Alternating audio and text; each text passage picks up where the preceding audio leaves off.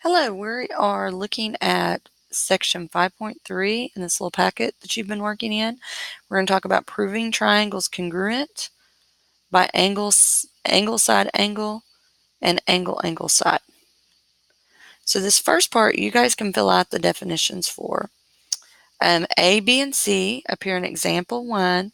It tells you, can the triangles be proven congruent with information in the given diagram? If so, write a congruent statement and state the postulates and theorems for your conclusion. You can do those.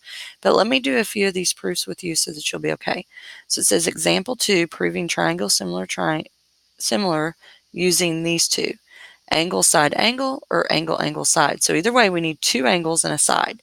It just depends where that side is located. If it's an included side, that means it sets between the two angles. And if it's angle side, that means it follows after one of the angles. So let's start by inputting our given information. So angle D is congruent to angle R, and OR is parallel to DM. And this is your given. All right, so let's go mark that on our triangle and let's see what that gives us. So angle D congruent to angle R, D to R. And OR is parallel to DM. Okay, this first little piece didn't really give me much because it's already stated and we went and marked it, so it's good. But this parallel lines is going to help me a little bit, because if we have parallel lines, again, you have a transversal. So if you look on 5.1 towards the bottom, on page 2, you have, this will be one of the last three, and it talks about parallel lines, transversals give you alternate interior angles. So you actually have those two, and you have these two. So you have multiple pairs of angles. But in our case, we only really need one angle. So let's go ahead and go with the pink angle that I drew here. So I'm going to take some stuff off. There we go. We can see a little bit better. And we decided that this angle was congruent to this angle. So we have to write that using 3 letters because there's more than one angle O. So we're going to say angle ROM is congruent to angle DMO. Now, if I've picked the wrong one, what's going to happen is we're not going to hit this congruency statement, possibly. So let's see how we did. So angle ROM is congruent to angle DOM, and that is by definition of alternate, and I'm going to have a little room to write this, interior angles. Okay. Now let's look what we've got. We've got an angle and an angle, okay?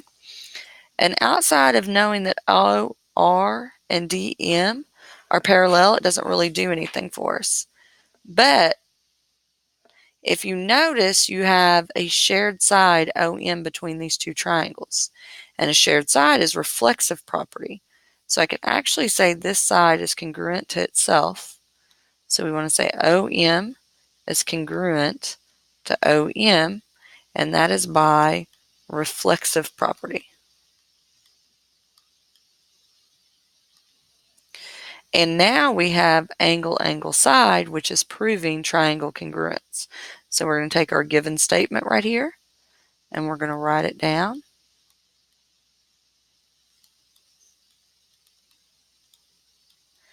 And that is going to be based off of angle side congruence postulate.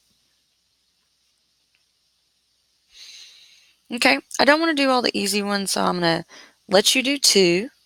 I'm going to go ahead and clear this, so pause it if you need to.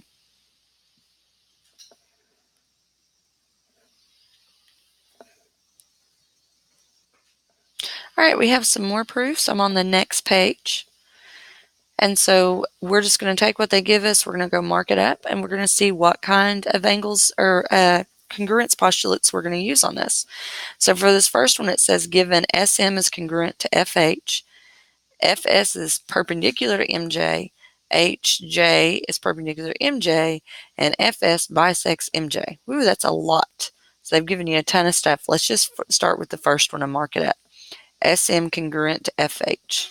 SM to FH, that's sides.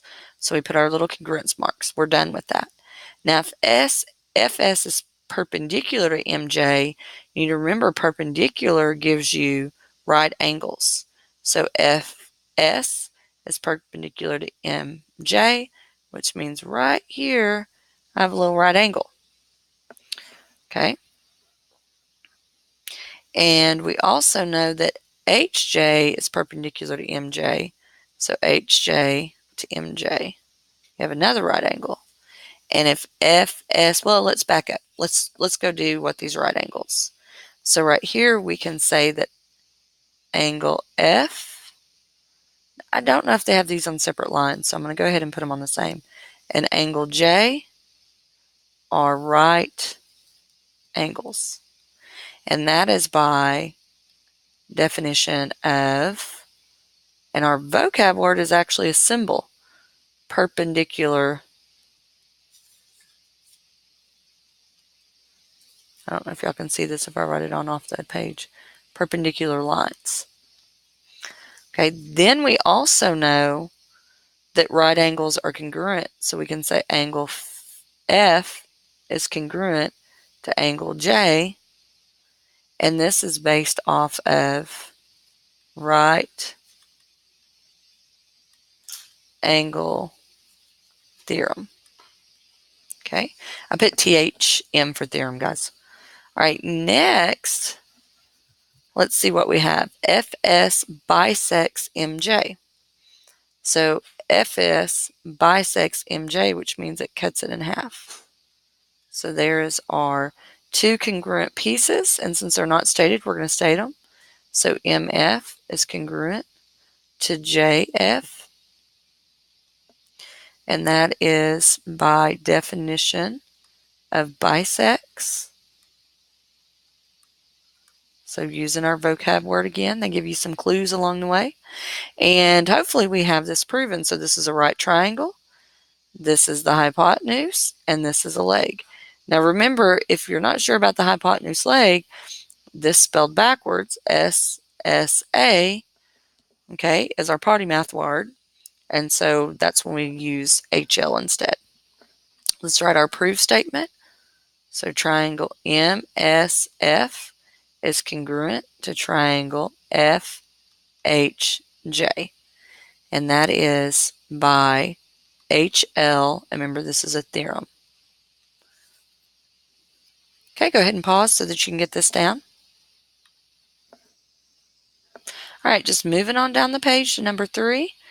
Let's do number 3 together, and this will be the last one we do together for this section. So we have AY is perpendicular to FO. So you also have FG is perpendicular to OY, and VG is congruent to AY, and that's your given.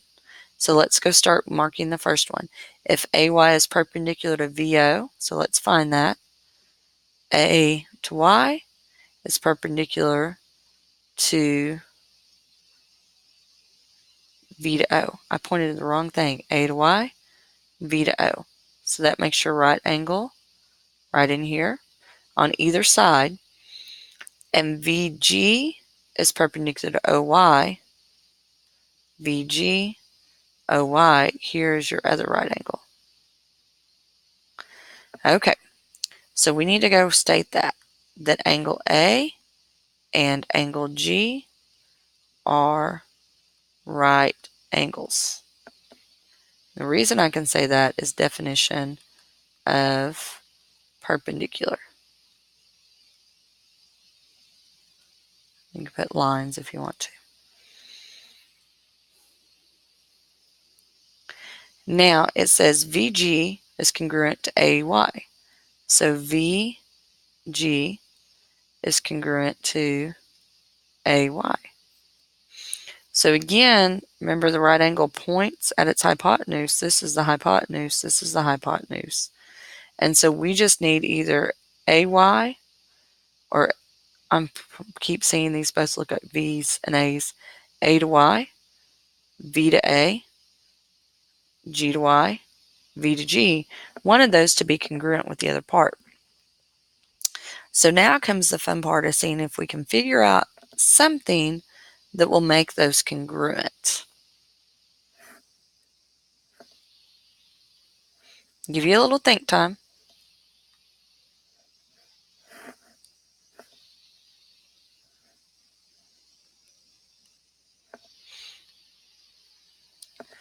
Now this one is a pretty good one, okay, because we don't know anything. There's not a letter here for one thing.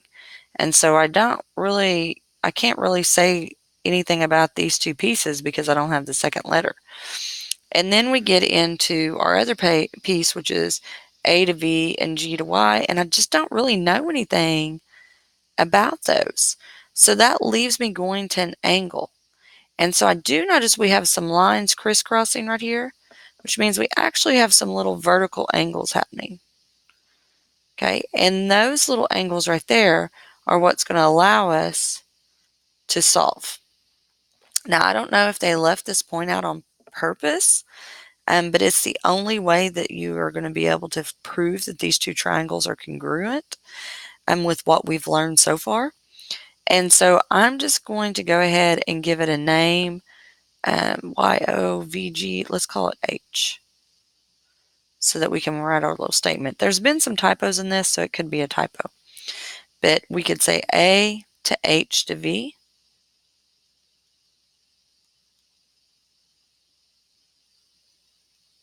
is congruent to G to H to Y.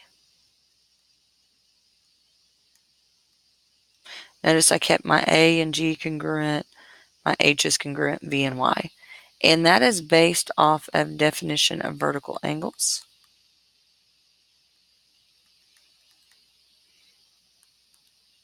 Okay, and we actually have proved this by angle, angle, side, which is new for a right triangle. And so here we go. We have our congruent statement.